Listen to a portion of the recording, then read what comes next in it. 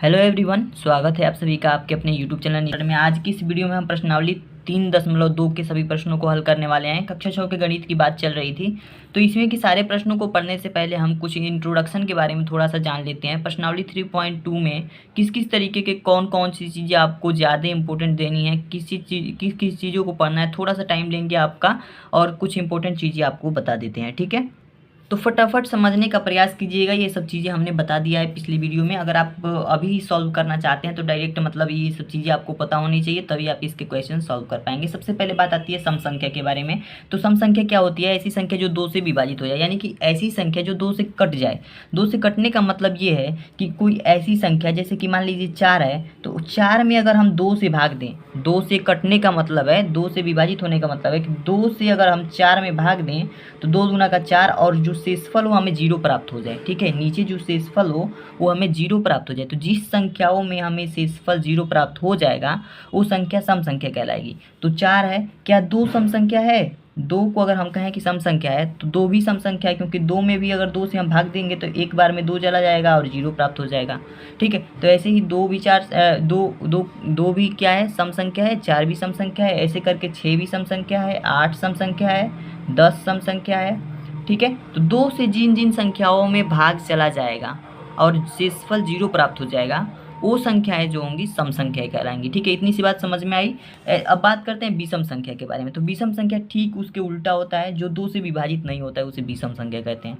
जैसे कि मान लीजिए कि हम 3 बोल दें। ठीक है, 3 बोल दें, 9 बोल दें, ऐसे करके 3 में अगर हम 2 से भाग देंगे, देखिए 2 से भाग देंगे तो 2 एक हम 2 बार में जाएगा और नीचे शेषफल क्या प्राप्त हो जाएगा? 1 प्राप्त हो जाएगा, 1 मिलेगा। ठीक है, जिसकी वजह से ये विषम संख्या कहलाएगा। ठीक है, अगर शेषफल 0 आ जाता तो सम संख्या कहलाता। ठीक है, ऐसे ही 9 में भी अगर हम 2 से भाग दें तो 2 से भाग देंगे तो 2 चौका 8 हो जाएगा और शेषफल हमें 1 प्राप्त हो जाएगा। ठीक है, तो ऐसी संख्या जिसमें 2 से भाग देने पर शेषफल अगर 1, 2, 3 या फिर 0 नहीं आता है तो विषम संख्या कहलाती है, लेकिन अगर शेषफल 0 हो जाए तो सम संख्या कहलाती है।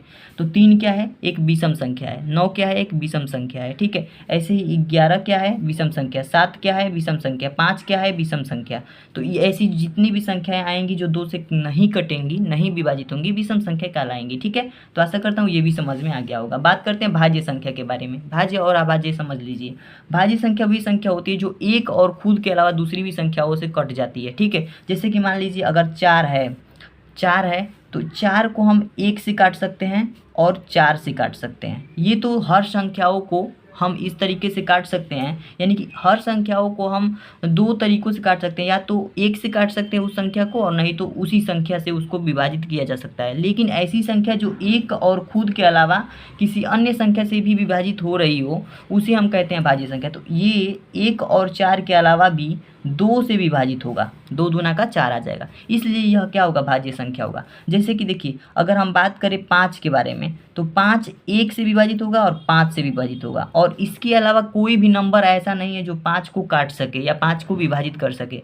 इसलिए यह जो संख्या होगी यह अभाज्य की श्रेणी में आएगी, यह भाज्य संख्या नहीं कहलाएगी। ठीक है, तो ये किसी भी स्थिति में भाज्य संख्या नहीं हो सकती है। इसी तरीके से एक एग्जाम्पल ले 8। ठीक है, तो 8 को हम क्या कहेंगे? देखिए 8 तो 1 से कटेगा ही कटेगा, सारी संख्या 1 से कटती है। उसके बाद से ये 8 स्वयं से कटेगा, 8 से भी कट जाएगा, लेकिन इसके अलावा ये 2 से भी कटेगा और 4 से भी कटेगा। तो 1 और 8, एक यानी कि 1 और स्वयं के अलावा अन्य भी संख्याओं से कट रही है, इसलिए यह भाज्य संख्या होगी। ठीक है, तो आशा करता हूँ समझ में आ गया होगा। अभाज्य संख्या की बात करें तो ठीक उसके विपरीत है, जो केवल एक व खुद से विभाजित हो, यानी कि 1 से कटे और नहीं तो खुद से कट जाए। जैसे कि मान लीजिए 3 है, 3 को हम 1 और 3 के अलावा किसी संख्या से काट सकते हैं? नहीं काट सकते, इसलिए यह क्या होगा?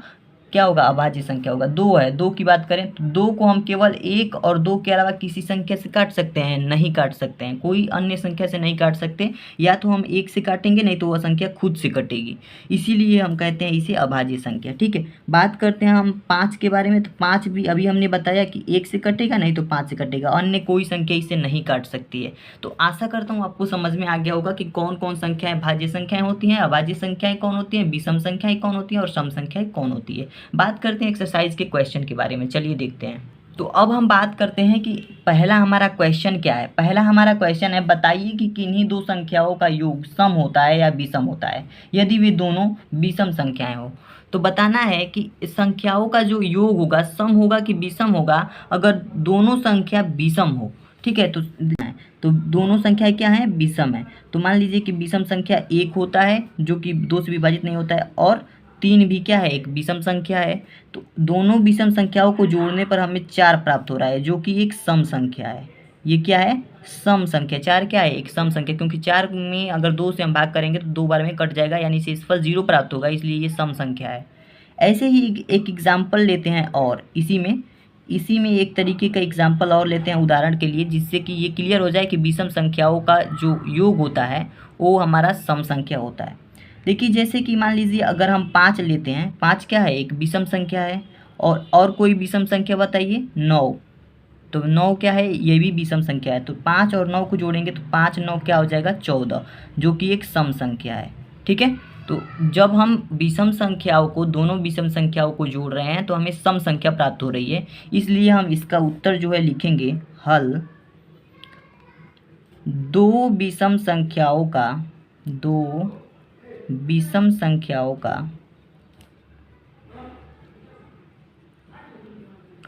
योग, दो विषम संख्याओं का योग सम संख्या होता है, सम संख्या होता है। जैसा कि हमने अभी देखा यहाँ पे। ठीक है, तो हमें क्या प्राप्त हुआ, सम संख्या प्राप्त हुआ। तो लिख देंगे दो विषम संख्याओं का योग सम संख्या होता है। बी वाला ऑप्शन के पास चलते हैं। तो ये हमारा है, सम संख्याएं हो, यदि दोनों सम संख्याएं हो तब जो उसका योग होगा क्या होगा। तो देखिए, दो सम संख्याएं, तो मान लीजिए कि एक सम संख्या कौन लेते हैं, 2 लेते हैं, ये भी एक सम संख्या है। ठीक है, सम संख्या क्यों है, क्योंकि दो में अगर 2 से हम भाग देंगे तो शेषफल 0 प्राप्त होगा, इसलिए ये सम संख्या है। और 4 एक सम संख्या है। तो 4 और 2 दोनों सम संख्याओं को जब जोड़ते हैं तो 4 2 6 आता है, जो कि एक सम संख्या प्राप्त होता है। ठीक है, ये दोनों सम है, तो दोनों को सम को जोड़ने पर हमें सम संख्या मिला। एक और एग्जांपल लेते हैं, जैसे कि 8 एक सम संख्या है और हमारा 12 सम संख्या है। इसको जोड़ने पर हमें 12 8 20 प्राप्त होगा, जो कि एक सम संख्या है। ठीक है, तो दोनों एग्जाम्पल में हमने देखा कि जब भी हम सम संख्याओं, दो सम संख्याओं को जोड़ रहे हैं तो हमें क्या प्राप्त हो रहा है, सम संख्या ही मिल रहा है। तो इसका भी जो हमारा उत्तर हो जाएगा, ये क्या हो जाएगा कि दो सम संख्याओं का योगफल, दो सम संख्याओं का योग, दो सम संख्याओं का योग सम संख्या होता है। ठीक है, सम संख्या होता है। तो आशा करता हूँ आपको समझ में आ गया होगा। ठीक है, तो इसका पहला हमारा जो क्वेश्चन है इसका उत्तर ये हो जाएगा। ठीक है, अब हम बात करते हैं दूसरे प्रश्न के बारे में। दूसरा प्रश्न हमारा है, बताइए कि निम्नलिखित में कौन सा कथन सत्य है और कौन सा असत्य। यहाँ पे कथन दिए गए हैं ABCD करके, और इनमें हमें बताना है कौन सत्य है और कौन असत्य है। पहला हमारा है, 3 विषम संख्याओं का योग सम संख्या होता है। 3 विषम संख्याओं का योग कहा है कि सम संख्या होता है। जैसे देखिए, 3 विषम संख्याएं कौन कौन सी ले सकते हैं हम, समझते हैं थोड़ा सा इसको करके। एक हमारा क्या है, विषम संख्या है, और प्लस 3 हमारा क्या है, विषम संख्या है, और प्लस 5 हमारा क्या है, विषम संख्या है। 3 संख्याओं का योग कहा है ना, तो योग मतलब तीनों को जोड़ दिए हम।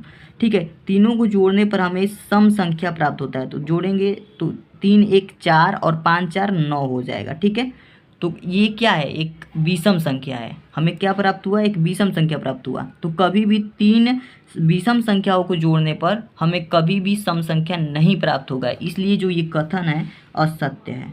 क्योंकि हम 3 जब विषम संख्याओं को जोड़ रहे हैं तो हमें एक विषम संख्या ही मिल रही है, इसलिए ये कथन जो है गलत है। तो पहला जो हमारा एक कथन होगा ये असत्य होगा। ठीक है, बात करते हैं बी नंबर वाले के बारे में। तो 2 विषम संख्याओं और एक सम संख्याओं का योग सम होता है। देखिए, दूसरे क्वेश्चन में भी हमें योग के बारे में ही पूछा है। 2 विषम कहा है और एक सम संख्या कहा है।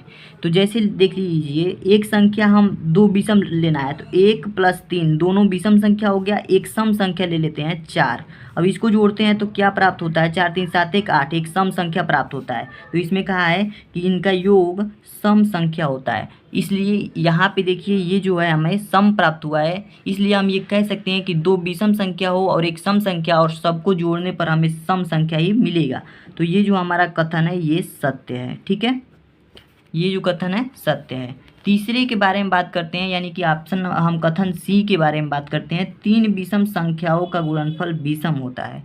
तीन विषम संख्याओं का गुणनफल विषम होता है। तो इसको देखिए, तीन विषम संख्याओं का गुणनफल विषम होता है।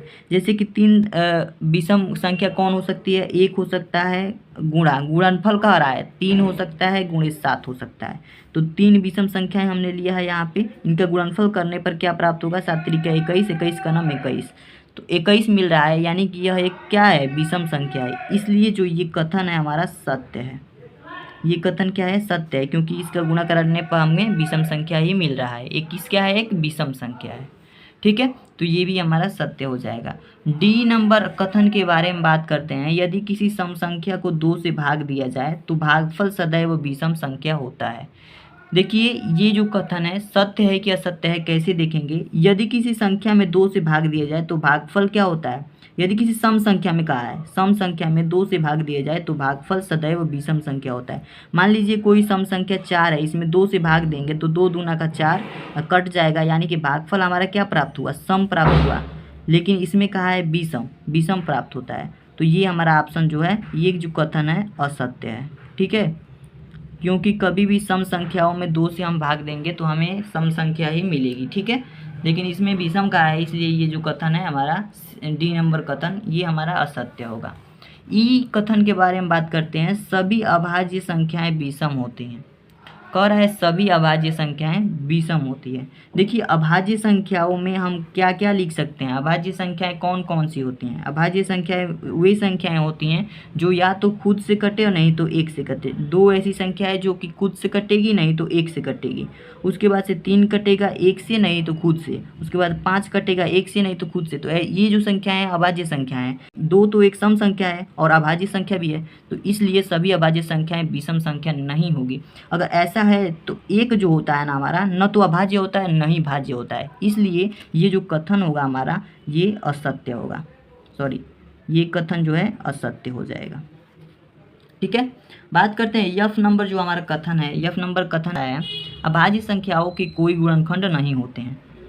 तो देखिए इस प्रश्न का उत्तर आपका असत्य हो जाएगा, डायरेक्ट असत्य होगा, क्योंकि कोई ऐसा नंबर नहीं है जिसका गुणनखंड ना हो। और बात की जाए अभाज्य संख्याओं की, तो अभाज्य संख्या मान लीजिए अगर 3 है तो ये इसका गुणनखंड तो है ही, 1 होगा नहीं तो 3 होगा। इसका गुणनखंड 2 तो मिल ही रहा है, तो ये क्या हो जाएगा? असत्य हो जाएगा। ठीक है, अब बात करते हैं जी नंबर कथन के बारे में। तो दो अभाज्य संख्याओं का योग सदैव सम संख्या होता है। दो अभाज्य संख्याओं का योग सदैव सम संख्या होता है। इसको कैसे जांचेंगे? दो अभाज्य संख्याएं लिखेंगे हम, तो 2 एक अभाज्य संख्या और 3 एक अभाज्य संख्या। इसको जोड़ने पर हमें 5 प्राप्त हुआ, यानी कि विषम भी प्राप्त हो सकता है और सम भी प्राप्त हो सकता है। इसलिए ये कथन भी हमें क्या होगा? असत्य होगा। ठीक है, ये कथन भी क्या होगा? असत्य होगा। तो आशा करता हूँ यहाँ तक आपको कोई भी दिक्कत नहीं होगी। आगे वाले प्रश्न देखते हैं। अगला है यश नंबर जो हमारा कथन है, केवल 2 ही एक सम अभाज्य संख्या है। केवल 2 ही एक सम अभाज्य संख्या है, ऐसा कहा जा रहा है इसमें। ठीक है, तो ये जो कथन है हमारा बिल्कुल सत्य है। बिल्कुल क्या है? सत्य है। क्यों? क्योंकि देखिए अभाज्य संख्याएं होती क्या हैं? सम अभाज्य संख्या का है। अभाज्य संख्याएं क्या होती हैं? अभाज्य संख्याएं वे संख्याएं जो खुद से कटे और नहीं तो एक से कटे। 2, 3, 5, 7 ऐसी ऐसी संख्याएं, जो हमारा 11 हो गया, 13 हो गया। तो इसमें 11, 2, 3, 5, 7, 11, 13 ये सब संख्याएं अभाज्य संख्या हैं। सम अभाज्य संख्या की बात किया है तो इसमें से 2 ही एक ऐसी संख्या है जो सम अभाज्य संख्या है, नहीं तो ये 3 2 से नहीं कटता है, 5 भी 2 से नहीं कटता है। कोई संख्या जो अभाज्य संख्या होती है 2 से नहीं कटता है, केवल 2 ऐसी अभाज्य संख्या है जो 2 से काटी जा सकती है। इसलिए ये जो कथन होगा हमारा सत्य होगा। ठीक है, बात करते हैं आई नंबर प्रश्न के बारे में। आई नंबर जो हमारा कथन है, सभी सम संख्याएं भाज्य संख्याएं होती हैं। ये तो प्रश्न पहले के जैसे ही हो गया, ये भी हमारा क्या है? असत्य है। ये प्रश्न असत्य की जाए तो समझा जाए तो सम संख्या जो होता है, अगर मान लीजिए 9 को लिया जाए तो यह एक सम संख्या नहीं होगा, विषम संख्या होगा, लेकिन यह एक भाज्य संख्या होगा। ठीक है, इसलिए यह जो कथन है असत्य है। अब बात करते हैं जे नंबर कथन के बारे में, जो दो सम संख्याओं का गुणनफल सदैव सम संख्या होता है। दो सम संख्याओं का गुणनफल, देखिए दो सम संख्याओं का कहा है तो 2 गुणे 4, ये दोनों क्या है, सम संख्या है। इसका गुणनफल जो 8 प्राप्त हुआ, 8 भी क्या है, एक सम संख्या है, इसलिए ये जो कथन है ये हमारा हो जाएगा सत्य। अरे जो कथन है अच्छे तरीके से आपको समझ में आ गए होंगे और कौन सत्य है कौन असत्य ये भी पहचान गए होंगे। बात करते हैं क्वेश्चन नंबर 3 के बारे में। क्वेश्चन नंबर तीसरा है हमारा, संख्या 13 और 31 सभाज्य संख्याएं हैं। इन दोनों संख्याओं में 2 अंक 1 और 3 हैं। 100 तक की संख्याओं में ऐसे अन्य सभी युग्म ज्ञात कीजिए। ठीक है, जैसे देखिए इसमें क्या है कि 13 और 31 अभाज्य संख्या है और इन दोनों संख्याओं में 2 अंक 1 और 3 है, यानी 1 और 3 से ये 3 और 1 मिलकर बना है। ठीक है, तो ऐसे युग्म 100 तक की संख्याओं में हमें ढूंढने हैं। ठीक है, 100 तक की ऐसी संख्याएं जो अभाज्य हैं उसको सबसे पहले हम लिख लेते हैं। तो 100 तक की अभाज्य संख्या हम कैसे लिखेंगे, देखिए सबसे पहले एक और बात करते हैं कि ऐसे अन्य युग्म लिखना है, यानी कि 2-2 का युग्म लिखना है, 2-2 का। तो हम 1 से लेकर के 10 तक तो लेंगे नहीं, 10 तक के नंबर नहीं लेंगे, क्योंकि 9 तक तो हमारा 1-1 नंबर आ जाएगा, तो 2-2 नंबर वाले लेने हैं। तो इसलिए 10 के बाद से हम जो जितनी भी अभाज्य संख्याएं हैं उसको हम लिख लेते हैं। ठीक है, जैसे कि 11 क्या है, एक अभाज्य संख्या है, 13 अभाज्य संख्या है, 17 अभाज्य संख्या है, 19, 23, 29, 31 और क्या हो सकती है, हमारा 37 अभाज्य संख्या है और 41 अभाज्य संख्या है, 43 अभाज्य संख्या है और हमारा 47 अभाज्य संख्या, 53 अभाज्य संख्या, 53, 59 अभाज्य संख्या होगी, 61 अभाज्य संख्या होगी, 67 अभाज्य संख्या होगी और 71 अभाज्य संख्या और 73 भी अभाज्य संख्या होगा और 79 भी अभाज्य संख्या होगी, 83 अभाज्य संख्या होगी, 89 अभाज्य संख्या और 97 हमारी क्या होगी, अभाज्य संख्या होगी। 97 क्या होगी, हमारी अभाज्य संख्या होगी। इसके बाद से हमारा 100 तक ही लिखना है, तो इसके बाद से कोई अभाज्य संख्या नहीं होगा। अगर 99 की बात की जाए तो 11 से 99 तो विभाजित हो जाता है। तो ये जो संख्याएं हैं इतनी, ये हमारी अभाज्य संख्याएं हैं जो कि 100 से कम तक हैं। ठीक है, 100 तक की अभाज्य संख्याएं। अब बात करते हैं कि ऐसे युग्म हमें लिखने हैं 13 और 31। जैसे कि मान लीजिए यहाँ पे 13 है तो 13 से बनने वाला 31 है, जैसे 1 3 और 3 1 इसमें है। तो ऐसे युग्म हमें लिखने हैं। तो पहला तो हमारा हो जाएगा कि 13 और 31, 13 और 31 जो कि हमें क्वेश्चन में ही दिया है। ठीक है, दूसरा हमारा युग्म कौन सा मिलेगा, देखिए 17 को मिलाते हैं, 17 और 71 कहीं मिलेगा, ये है और ये है। ठीक है, 17 और 71, तो लिखेंगे 17 और 71। ठीक है, ऐसे ही कोई और युग्म 19 और 91, 19 और इसका उल्टा 9 1 करेंगे तो 91 कहीं है, 91 नहीं है, तो ये हमारा युग्म नहीं बनेगा। ठीक है, 23 और 32 कहीं है, नहीं है। 29 और 92 ये भी नहीं है। 37 और 73 भी है, 37 ये है और 73 ये है, तो लिख देंगे हम 37 और 73, इसका युग्म बन रहा है। ठीक है, 37 और 73। ऐसे ही कोई और युग्म होगा, 41 है और इसका हमारा हो जाएगा 14, नहीं है। ठीक है, 43 है और इसका उल्टा हो जाएगा 34 भी हमारा ये नहीं है। ठीक है, ये युग्म हमारा नहीं है। 47 और 74 ये भी हमारा युग्म नहीं बनेगा। 53 और हमारा 35 ये भी नहीं बनेगा। 59 और 95 ये भी नहीं बनेगा। 61 और 16 ये भी नहीं बनेगा। 67 और 76 ये भी नहीं बनेगा। बात की जाए 79 और 97 की, तो इसका युग्म बनेगा 97 हमारा यहाँ पे है। ठीक है, तो इसका युग्म बनेगा 79 और 97। ठीक है, इसका युग्म बनेगा। और कोई ऐसा नंबर 83 का 38 नहीं मिलेगा, 89 का 98 नहीं है। ठीक है, तो इस तरीके से जितनी भी अभाज्य संख्याएं हैं उनका जो युग्म मिला 100 तक के, तो ये ही मिले हैं। ठीक है, 17 और 71, 37 और 73 और 79 और 97। ठीक है, तो ये आपका आंसर हो जाएगा। आशा करता हूँ आपको समझ में आ गया होगा। ठीक है, बात करते हैं चौथे नंबर क्वेश्चन के बारे में। चौथा नंबर हमारा क्या है, चौथा नंबर क्वेश्चन कहा है हमारा कि 20 से छोटी सभी अभाज्य और भाज्य संख्याएं अलग कीजिए। ठीक है, 20 से छोटी सभी अभाज्य और भाज्य संख्या में अलग अलग लिखना है।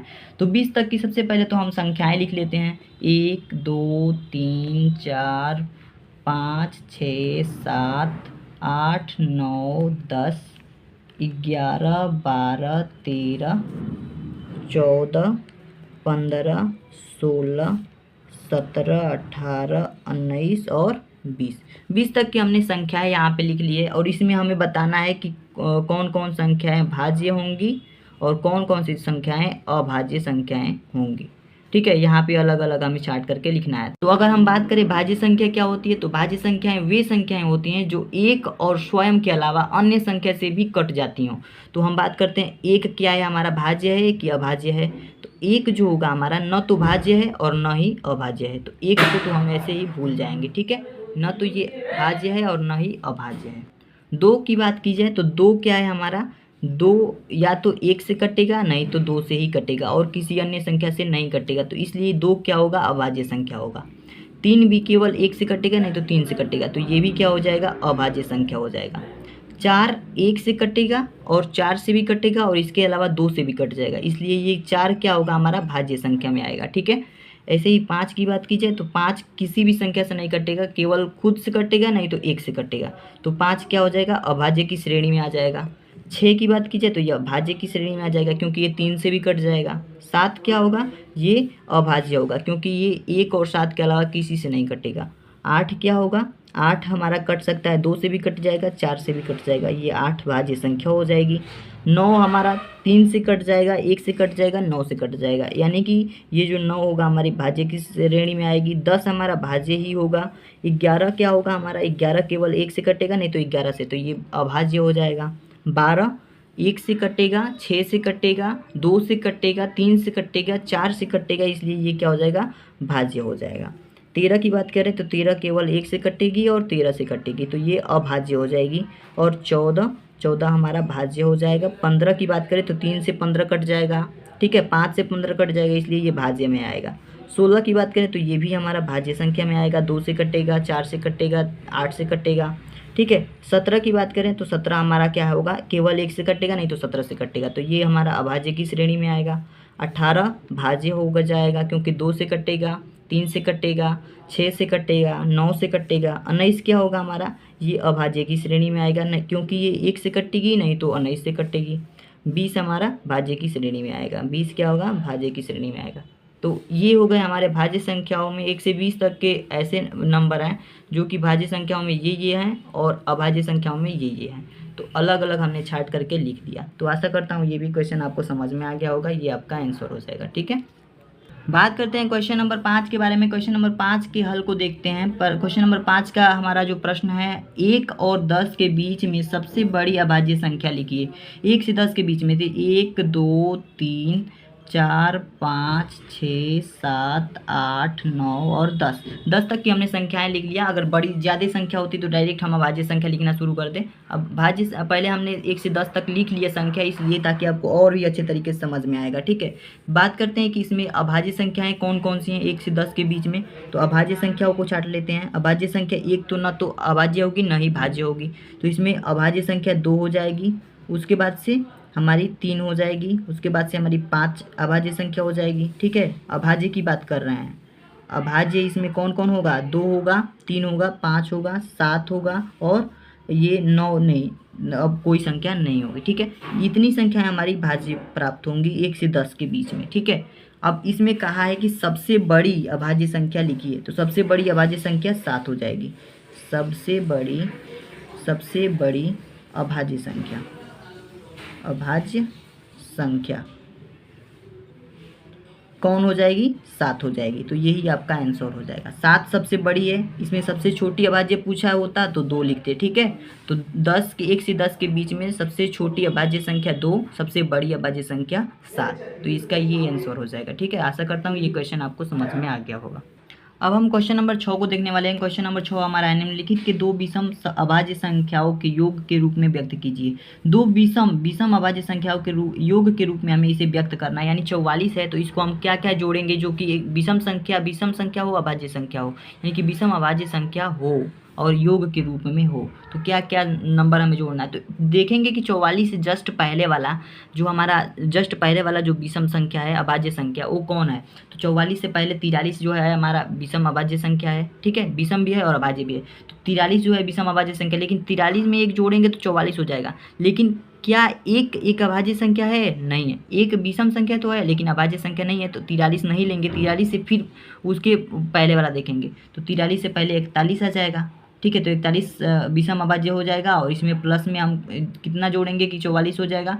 तो 41 में अगर हम 3 जोड़ें तो ये हो जाएगा 44, ठीक है। तो 3 भी एक विषम अभाज्य संख्या, 41 भी विषम अभाज्य संख्या, तो ये हमारा जो है विषम अभाज्य संख्याओं के योग के रूप में व्यक्त हो गया, ठीक है। 44 को हम क्या लिख सकते हैं, 41 + 3। ऐसे ही 36 की बात करें तो 36 के जस्ट पहले वाला जो हमारा अभाज्य संख्या होगा कौन होगा, विषम अभाज्य संख्या।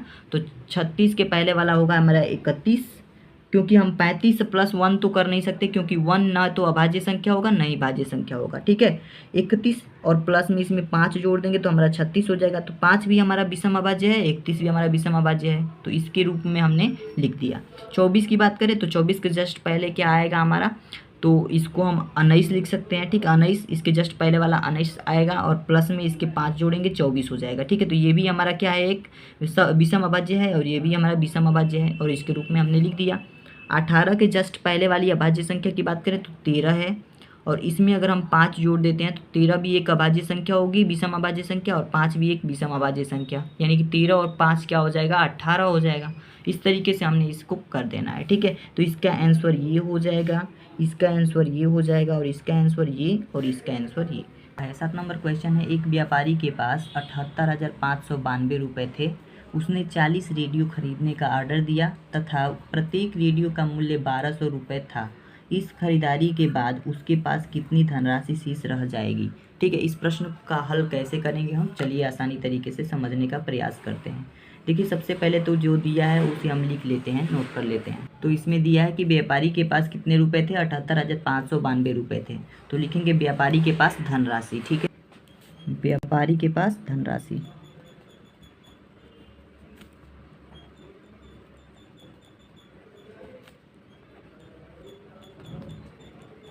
व्यापारी के पास कितनी धनराशि थी, 78,592 रुपये था, ठीक है, इतना था 78,592 रुपये। अब देखिए उसने कितने 40 रेडियो खरीदने का ऑर्डर दिया तथा प्रत्येक रेडियो का मूल्य 1200 रुपये था। तो लिखेंगे प्रत्येक रेडियो का मूल्य कितना था, प्रत्येक रेडियो का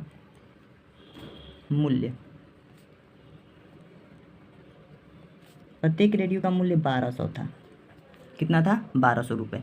तो 40 रेडियो का मूल्य कितना हो जाएगा, 40 रेडियो खरीदने का ऑर्डर दिया था ना, तो 40 रेडियो का मूल्य कितना हो जाएगा, इसलिए 40 रेडियो का मूल्य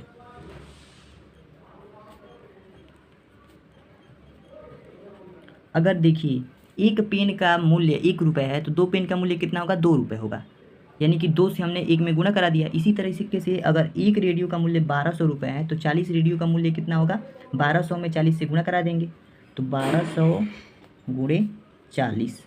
अब इसको गुणा करा देंगे तो ये बराबर में क्या हो जाएगा, 12 चौको 48, ठीक है, 12 चौको 48 और यहाँ पे 3 जीरो है तो 3 जीरो लिख देंगे, ठीक है, यानी कि 48,000 हो जाएगा। यानी कि पूरा रेडियो कितने का पड़ा, 48,000 का। तो प्रश्न में हमें पूछा गया है कि उसके पास कितनी धनराशि शेष रह जाएगी। देखिए उसके पास पैसे, तो टोटल पैसे कितने थे, 78,592। उसने एक रेडियो का मूल्य 1200 रुपये देकर 40 रेडियो खरीद लिया। तो अगर 40 रेडियो खरीदा तो 40 रेडियो का मूल्य कितना हो गया, 48,000 रुपये। तो 48,000 रुपये उसको रेडियो खरीदने में खर्च हो गए और उसके पास कितना बचा है, तो ये ज्ञात करने के लिए जितना उसके पास है उसमें से इसको हम घटा देंगे जितना खर्च हुआ है, तो पता चल जाएगा कि उसके पास कितने रुपये अभी बचे हुए हैं, ठीक है। तो लिखेंगे व्यापारी के पास शेष धनराशि यानी कि जो बची हुई धनराशि है कितनी है, सबसे पहले हम ये लिखेंगे बराबर 78,592 माइनस कर देंगे 48,000, ठीक है, माइनस कर देंगे 48,000। इसके बराबर में जो भी आएगा वो हमारा आंसर हो जाएगा। देखिए 2 3 2 5, 3 2 5, 5 नंबर का है, यानी कि 2 में से 0 जाएगा तो क्या बचेगा, 2 में से 0 जाएगा तो 2, यहाँ पे 9 में से 0 जाएगा तो 9, 5 में से 0 जाएगा तो 5, 8 में से 8 जाएगा 0, 7 में से 4 जाएगा तो कितना बचेगा 3। आप इसे सामने सामने लिख करके भी इसे सॉल्व कर सकते हैं, यानी घटा सकते हैं। हमने डायरेक्ट कर दिया, ठीक है। तो ये आ जाएगा 30,592, यानी कि 30,592 रुपये अभी उसके पास शेष हैं, बचे हैं, ठीक है। तो यही आपका आंसर हो जाएगा। आशा करता हूँ आपको ये क्वेश्चन समझ में आ गया होगा। अब हम बात करते हैं क्वेश्चन नंबर 8 के बारे में। क्वेश्चन नंबर 8 है हमारा, एक विद्यार्थी ने 7236 यानी 7236 को 56 के स्थान पर 65 से गुणा कर दिया, उसका सही उत्तर से कितना अधिक था। देखिए इस प्रश्न में कहा गया है कि एक विद्यार्थी है और 7236 में उसको 56 से गुणा करना चाहिए था, लेकिन उसने किससे गुणा कर दिया, 65 से, यानी भूलवश 65 से गुणा कर दिया। उसका जो उत्तर है सही उत्तर से कितना अधिक है, उसका जो उत्तर है सही उत्तर से कितना अधिक था, ये हमें बताना है। देखिए और संकेत में एक चीज़ दिया गया है कि दोनों गुणा करने की आवश्यकता नहीं है, यानी कि इन 56 का गुणा इसमें करके इसका गुणा इसमें करके घटाने की ज़रूरत नहीं है। इसके लिए एक विधि है और इस विधि को हम कैसे समझेंगे, आइए समझते हैं। देखिए एक विद्यार्थी ने किससे गुणा किया, 56 से, तो यानी कि उसका जो प्रश्न पूछा गया उसका उत्तर सही उत्तर से कितना अधिक था। तो लिखेंगे उसका उत्तर सही उत्तर से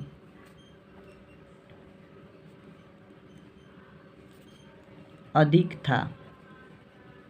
कितना अधिक था ये हमें बताने के लिए क्या करना पड़ेगा, ये जो 7236 है ना, 7236, इसमें पहले हम 65 से गुणा कराएंगे और घटा देंगे इसको 7236 गुणे 56। देखिए अब समझिए इस ऐसे हमने क्यों लिखा। देखिए जो लड़का है, जो विद्यार्थी है, 56 की जगह पे 65 से गुणा करा दिया। तो सबसे पहले वो तो 56 से कहा गया था, लेकिन वो 65 से गुणा करा दिया।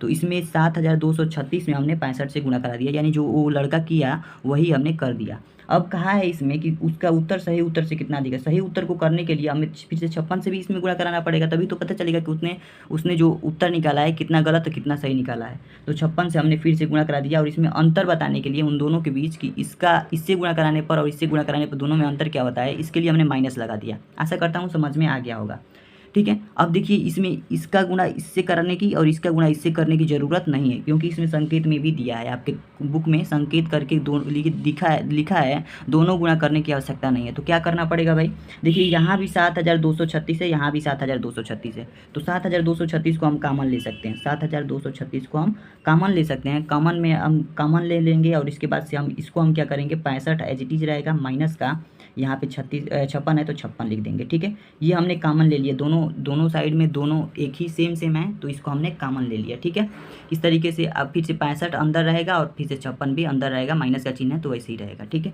अब देखिए 7236 और यहाँ पे कुछ नहीं है तो यहाँ पे मल्टीप्लाई का चिन्ह होता है, और 65 में से 56 को अगर घटाएंगे तो यहाँ पे 9 हो जाएगा, ठीक है। अब इसका गुणा 9 का गुणा इस 7236 में करा देंगे, हमारा आंसर प्राप्त हो जाएगा, ठीक है।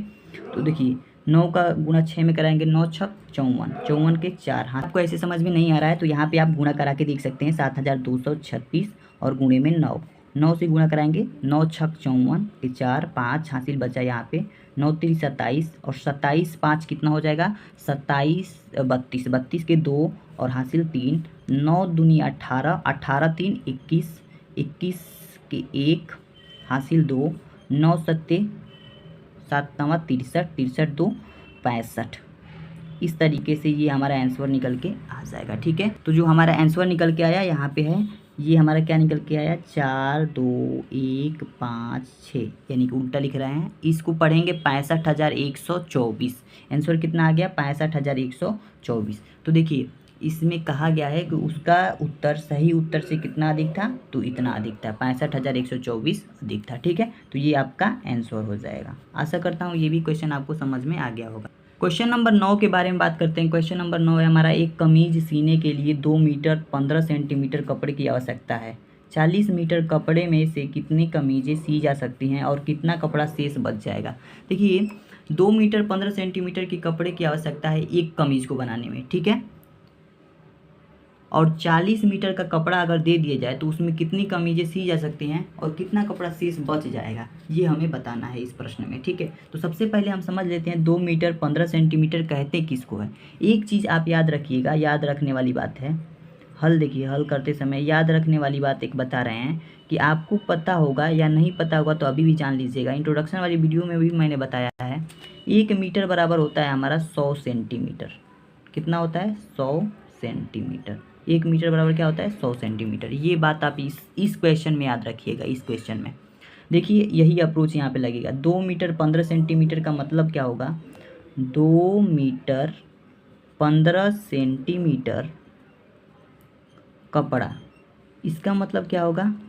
इसका मतलब ये होगा बराबर में 2 मीटर का मतलब क्या हो जाएगा? 2 मीटर का मतलब 200 सेंटीमीटर। क्यों हमने लिखा? 2 मीटर का मतलब क्या हो जाएगा? 200 सेंटीमीटर। और उसके बाद से 15 सेंटीमीटर है तो प्लस में 15 सेंटीमीटर। अब ये दोनों मिल करके कितना हो जाएगा? 215 सेंटीमीटर। देखिए यहाँ पे सेंटीमीटर, यहाँ भी सेंटीमीटर, सेंटीमीटर सेंटीमीटर जुड़ेगा 215 सेंटीमीटर। एक बात समझिए, थोड़ा सा समझ लीजिए, 1 मीटर में 100 सेंटीमीटर होता है, ये हमने बताया। 2 मीटर 15 सेंटीमीटर दिया गया है तो मीटर को सेंटीमीटर से नहीं जोड़ सकते हैं, इसलिए इस मीटर को हम सेंटीमीटर में बदलेंगे। जब सेंटीमीटर में बदलेंगे तो इसमें 2 में गुणा कर देंगे 100 से, तो 2 में 100 से गुणा होगा तो 200 हो जाएगा, यानी 200 सेंटीमीटर हो जाएगा। और ये भी सेंटीमीटर है तो इस दोनों को जोड़ देंगे तो 215 सेंटीमीटर हो जाएगा। ठीक है, यानी कि इसको हम 2 मीटर 15 सेंटीमीटर को क्या लिख सकते हैं? 215 सेंटीमीटर। ठीक है, अब देखिए क्या कहा है कि 40 मीटर कपड़े में कितनी कमीजें सी जा सकती हैं। तो 40 मीटर कपड़ा का मतलब क्या होगा? 40 मीटर कपड़ा, 40 मीटर कपड़ा का मतलब होगा, मीटर को सेंटीमीटर में बदल देंगे तो 40 और गुणे में सेंटीमीटर में बदलने के लिए किससे गुणा करा देंगे? 100 से गुणा करा देंगे, क्योंकि 1 मीटर में 100 सेंटीमीटर होता है। इस बात को ध्यान रखिएगा। तो इसमें 100 से गुणा करा देंगे तो ये हो जाएगा 40 और 2 जीरो पड़ जाएगा, यानी कि 4000 सेंटीमीटर हो जाएगा। क्या हो जाएगा? सेंटीमीटर। ठीक है, 4000 हो गया, ये 215। तो अब क्या करेंगे कि और कितना कपड़ा शेष बच जाएगा? तो कपड़ा कितनी कमीजें सी जा सकती हैं, यानी 40 लिखेंगे। 40 कपड़े में, 40 मीटर कपड़े में सिली जा सकने वाली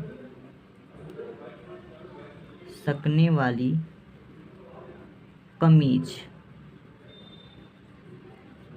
ये क्या हो जाएगा? हमारा जो 4000 है ना, 4000 से भाग कर दें, 4000 में भाग कर देंगे 215 से। ठीक है, भाग कर देंगे तो हमारा आंसर प्राप्त हो जाएगा। ठीक है, 40 मीटर में कितने कपड़े सिले जा सकते हैं और कितना कपड़ा शेष बच जाएगा, ये हमें पता चल जाएगा जब हम 4000 में 215 से भाग देंगे। देखिए 4000 लिखते हैं और इसमें हम 215 से भाग देते हैं, 215 से भाग देते हैं। भाग कितने बार में जाएगा? एक बार में जाएगा। एक बार में जाएगा तो 215 आएगा, 215 लिख देंगे। ठीक है, दूसरा पेज हमने यूज़ किया है यहाँ पे। देखिए अब यहाँ पे 10 में से 5 जाएगा तो कितना बचेगा? 5। ये 0 है तो 0 लिख देंगे। यहाँ पे 9 बचा, 9 में से 1 जाएगा तो 8, और ये 3 बचा, 3 में से 2 जाएगा तो 1 बचेगा। 1850 आ गया। अब कितने बार में भाग जाएगा? 8 बार में जाएगा। 8 बचेगा 40, 40 के शून्य हासिल 4, 8 ही कम 8, 8 और 4 क्या होता है? 12, 12 के 2 हासिल 1, 8 दूना का 16 होता है और 1 हासिल हो जाएगा 17। ठीक है, अब देखिए इसको घटा देंगे। 0 में से 0 जाएगा 0, 5 में से 2 जाएगा तो 3, 8 में से 7 जाएगा तो 1, और ये 0 हो जाएगा। ठीक है, यानी कि 130 आ गया और यहाँ पे 18 आ गया। ठीक है, तो देखिए कमीजें कितनी सी जा सकती हैं? 18 कमीजें सिली जा सकती हैं। और 130 जो मीटर बचेगा, 130 सेंटीमीटर कपड़ा हमारा 130 सेंटीमीटर कपड़ा हमारा क्या होगा? बच जाएगा। ठीक है, तो आशा करता हूँ आपको समझ में आ गया होगा। 18 कमीजें सी जा सकती हैं और 130 सेंटीमीटर कपड़ा हमारा शेष बच जाएगा। तो यही हमें बताना था कि कितना शेष बचेगा और कितना कमीज सिया जा सकता है। तो आशा करता हूँ ये क्वेश्चन आपको समझ में आ गया होगा। अब हम 10 नंबर क्वेश्चन के बारे में बात करते हैं। देखते हैं ये हमारा क्या है। दवाइयों को बॉक्स में भरा गया है और ऐसे प्रत्येक बॉक्स का भार 4 किग्रा यानी किलोग्राम 500 ग्राम है। एक वैन में जो 800 किलोग्राम से अधिक का भार नहीं ले जा सकती, ऐसे कितने बॉक्स लादे जा सकते हैं? देखिए एक जो बॉक्स का भार है 4 किलोमीटर 500 ग्राम है।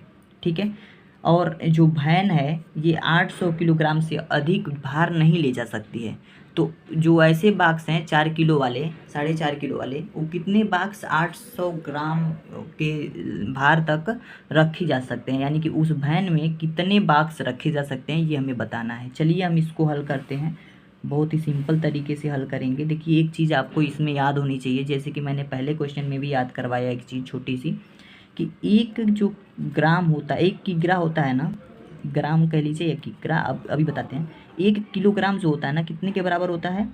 1000 ग्राम के बराबर होता है। 1 किलोग्राम 1000 ग्राम के बराबर होता है, या फिर ये कह लीजिए कि 1000 ग्राम 1 किलोग्राम के बराबर होता है। ठीक है, यही बात हम समझाना चाह रहे हैं। अगर ये चीज़ याद है तो आप इस क्वेश्चन को आसानी से कर लेंगे। ठीक है, तो लिखिए प्रत्येक बॉक्स, इस क्वेश्चन में दिया है प्रत्येक बॉक्स का भार कितना है? 4 किग्रा 500 ग्राम। 4 किग्रा 500 ग्राम है प्रत्येक बॉक्स का भार। इसे हम कितना लिख सकते हैं? 4 किग्रा को अगर हम ग्राम में बदलें, देखिए 4 किग्रा है, यहाँ पे 500 ग्राम है, तो किग्रा को ग्राम से तो जोड़ नहीं सकते हैं, तो इस किग्रा को हम ग्राम में बदलेंगे और फिर इस 500 ग्राम को भी जोड़ लेंगे तो हमारा जो है प्राप्त हो जाएगा। देखिए 4 किग्रा को हम ग्राम में बदलेंगे तो 1000 से गुणा करना पड़ेगा, 4 में 1000 से गुणा करेंगे तो 4000 ग्राम हो जाएगा, 4000 ग्राम, और प्लस में 500 ग्राम, इन दोनों को अब जोड़ देंगे तो ये हो जाएगा हमारा 4500 ग्राम, 4500 ग्राम, यानी कि 4500 ग्राम हो जाएगा। ठीक है, इतनी सी चीज़ें आपको समझ में आई। आगे देखिए क्या कहा है कि एक वैन में जो 800 किग्रा से अधिक भार नहीं ले जा सकती, जो वैन है वो 800 किग्रा से अधिक भार नहीं ले जा सकती है। तो देखिए वैन 800 किग्रा है ना, 800 किग्रा, 800 किग्रा किसके बराबर होगा? इसको हम ग्राम में बदल देंगे, तो 800 गुणे में 1000 से गुणा करा देंगे तो ये ग्राम में बदल जाएगा। तो 800 एज इट इज़ रहेगा, ये 3 जीरो और बढ़ जाएगा, तब ये ग्राम में हो जाएगा। ठीक है, यानी कि 8 लाख ग्राम, इकाई दहाई सैकड़ा हज़ार 10,000 लाख, 8 लाख ग्राम हो जाएगा। ठीक है, इतनी सी बात समझ में आई। अब देखिए इतना है, यानी कि इतना ही भार ले जा सकता है, और प्रत्येक बॉक्स का जो भार है 4500 ग्राम है। ठीक है, तो हम क्या करेंगे, इस संख्या में, इस बड़ी वाली संख्या में इस छोटी वाली संख्या से भाग कर देंगे। ठीक है, तो ऐसे कितने बॉक्स लादे जा सकते हैं? तो बॉक्स लादे जा सकते हैं, लिखेंगे बॉक्स लादे जा सकते हैं। कितने बॉक्स लादे जा सकते हैं ये हम कैसे निकालेंगे? ऐसे निकालेंगे, देखिए बराबर 8 लाख 3 2 5, 8 लाख भागे में 4500 कर देंगे तो हमारा आंसर प्राप्त हो जाएगा। अब तो देखिए अगर 8 लाख में आपको 4500 यानी 4500 से भाग देना है, तो आपको सिंपल तरीका बता रहे हैं। देखिए भाग देने का सिंपल तरीका क्या होगा आपका, कि 8 लाख को आप ऊपर लिखिए, ठीक है, जितने जीरो काट सकते हैं उतने जीरो काटने का तरीका है। अब 4500 को नीचे रखिए, 2 जीरो हैं तो 2 जीरो ऊपर और नीचे कट जाएंगे। ठीक है, 2 जीरो कट जाएंगे। अब कितना बचा? 8000 बचा और ये 45 बचा, तो 8000 लिखिए और इसमें भाग दे दीजिए 45 से, भाग दे दीजिए। अब इसका आपका आंसर आ जाएगा, 45 से भाग देंगे 80 में एक बार में जाएगा, 45 रहेगा, यहाँ पे घटाएंगे, 10 में से 5 जाएगा तो 5 बचेगा, यहाँ पे 7 में से 4 जाएगा तो 3 बचेगा, यहाँ पे डबल जीरो उतार लेंगे। फिर से कितने बार में भाग जाएगा? 7 बार में, 7 बचेगा 35, 35 का 5 हासिल क्या बचा? 3, 7 चौका 28, 28 और 3 कितना हो जाएगा? 31। अब इसको घटा देंगे, 10 में से 5 जाएगा तो 5 बचेगा, यहाँ पे 4 में से 1 जाएगा तो 3 बचेगा, यहाँ पे 0 हो जाएगा और यहाँ पे 0 बचा। ठीक है, 350 आ गया। फिर 7 बार में देंगे भाग, तो 7 बचेगा 35 के 5 हासिल 3, 7 चौका 28 और 3 31। फिर इसको घटा देंगे, 10 में से 5 जाएगा तो 5 बचेगा, 5 में से 1 जाएगा तो क्या बचे? 5 में से 1 जाएगा तो क्या बचेगा? 5 में से 1 जाएगा तो यहाँ पे 4, 4 में से 1 जाएगा तो 3 बचेगा, यहाँ पे 0 हो गया, 35 आ गया। और फिर 7 से, यानी 7 से करेंगे तो गलत हो जाएगा। ठीक है, 45 में गुणा करेंगे तो इससे ज़्यादा हो जाएगा। तो इतना ही रहने देंगे और हमारा जो आंसर माना जाएगा 177 ही आंसर माना जाएगा। तो आशा करता हूँ आपको ये क्वेश्चन समझ में आ गया हो। ये पॉइंट में आएगा आंसर इसके बाद से, यानी कि पॉइंट में 7 7 7 ऐसे करके कुछ आंसर आएगा। ठीक है, तो 177 आंसर माना जाएगा कि 177 आंसर इसका मिलेगा। ठीक है, तो आशा करता हूँ आपको समझ में आ गया होगा।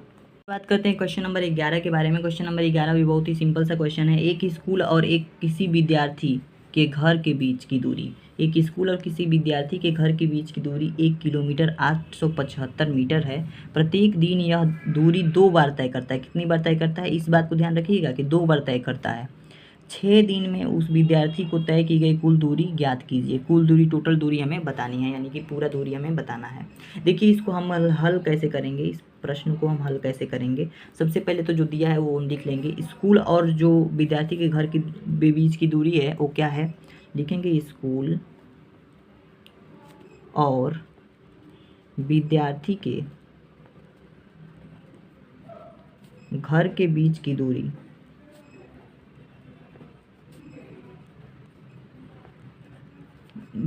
कितनी है, 1 किलोमीटर। इस तरीके से लिख रहे हैं, 1 किलोमीटर 875 मीटर। चलिए ठीक है।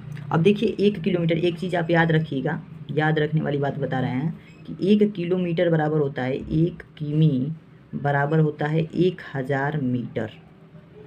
ठीक है, 1 किलोमीटर बराबर कितना होता है, 1000 मीटर होता है। तो इस चीज़ को आप याद रखिएगा। तो 1 किलोमीटर 875 कह रहा है, तो 1 किलोमीटर में कितना मीटर हो जाएगा। इसको तो जोड़ेंगे नहीं, क्योंकि ये किलोमीटर में है, ये मीटर में, तो जोड़ नहीं सकते हैं। तो इसको हम बदलेंगे, इसको मीटर में बदलेंगे। तो 1 किलोमीटर को कितना में लिख सकते हैं हम, 1000 मीटर लिख सकते हैं, 1000 मीटर। इस 875 प्लस में 875 मीटर। अब ये दोनों मीटर मीटर हो गया, इसको हम जोड़ सकते हैं। तो ये हो जाएगा हमारा 1875 मीटर, 1875 मीटर हो जाएगा। ठीक है, यहाँ पे ये जीरो नहीं रहेगा क्योंकि 1875 हज़ार में है। ठीक है, आशा करता हूँ आपको यहाँ तक समझ में, यहाँ तक कोई दिक्कत नहीं होगा। काट करके पुनः लिख देता हूँ कि 1875 मीटर हो जाएगा इसको जोड़ने पर। ठीक है, जब इन दोनों को जोड़ेंगे तो 1875 मीटर आ जाएगा। अब देखिए 6 दिनों में वो 2 बार दूरी तय करता है, तो 6 दिन में उस विद्यार्थी द्वारा तय की गई कुल दूरी बताना है। पर लिखेंगे 6 दिनों में, 6 दिनों में तय की गई दूरी, तय की गई दूरी 6 दिनों में। देखिए स्कूल और घर के बीच की दूरी कितनी है, इतनी है, 1875 मीटर निकल के आ गई।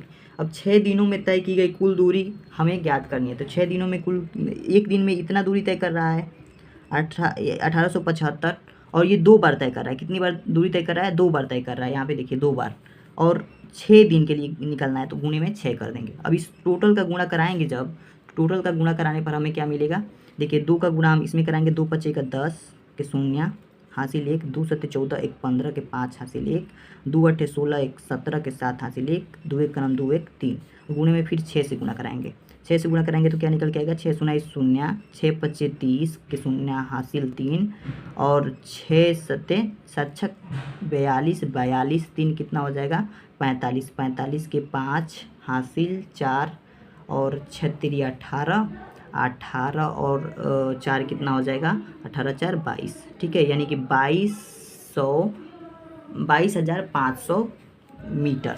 ठीक है, 22,500 मीटर। इसको हम किलोमीटर में लिख सकते हैं और लिखें, यानी कि या इसे हम लिख सकते हैं 22 किलोमीटर 500, 22 किलोमीटर 500 मीटर। ठीक है, इसको इस तरीके से भी लिख सकते हैं। तो ये आपका आंसर हो जाएगा। आशा करता हूँ आपको समझ में आ गया होगा। देखिए 22,500 मीटर का मतलब 22 किलोमीटर 500 मीटर होता है। देखिए 22 किसके जगह पे, 1000 की जगह पे। 1 किलोमीटर में 1000 मीटर होता है, तो 22 को हम किलोमीटर लिख सकते हैं, इस 500 को हम मीटर लिख सकते हैं। ठीक है, तो इस तरीके से हमने लिख दिया। ठीक है, तो आशा करता हूँ ये क्वेश्चन भी आपको समझ में आ गया होगा। चलिए बात करते हैं अगले क्वेश्चन के बारे में। अगला क्वेश्चन हमारा क्या है, अब देखिए अगला क्वेश्चन हमारा क्या है, 12 नंबर क्वेश्चन है। एक बर्तन में 4 लीटर 500 मिली दही है, 25 मिली धारिता वाले कितने गिलासों में इसे भरा जा सकता है। देखिए इस प्रश्न को हल करेंगे, बिल्कुल आसान प्रश्न है, अंतिम प्रश्न है हमारा इस चैप्टर का। ठीक है, देखिए इस क्वेश्चन को कैसे करेंगे। सबसे पहले लिखेंगे कि हमें क्या दिया है, बर्तन में दही की मात्रा कितनी है, दही कितना है 4 लीटर 500 मिलीलीटर। ठीक है, तो क्या लिखेंगे, बर्तन में दही की मात्रा लिखेंगे, बर्तन में दही की मात्रा, बर्तन में दही की मात्रा कितनी है 4 लीटर 500 मिलीलीटर। ठीक है, इतनी है। अब देखिए एक याद करने वाली पॉइंट इसमें भी बता देते हैं कि एक जो लीटर होता है ये 1000 मिलीलीटर के बराबर होता है। ठीक है, 1000 मिलीलीटर के बराबर होता है। 1 लीटर कितना होता है, 1000 मिलीलीटर के बराबर होता है। 100 लिखें, सॉरी 1000 मिलीलीटर के बराबर होता है। देखिए बर्तन में दही की मात्रा 4 लीटर 500 मिलीलीटर है। इस 4 लीटर को जब लीटर में बदलेंगे तो 4000 मिलीलीटर हो जाएगा, ठीक है। और ये हमारा 500 मिलीलीटर। अब देखिए इस 4000 मिलीलीटर 500 मिलीलीटर को जोड़ेंगे तो 4500 मिलीलीटर हो जाएगा, ठीक है। समझ में आ रहा होगा, 4500 मिलीलीटर हो जाएगा।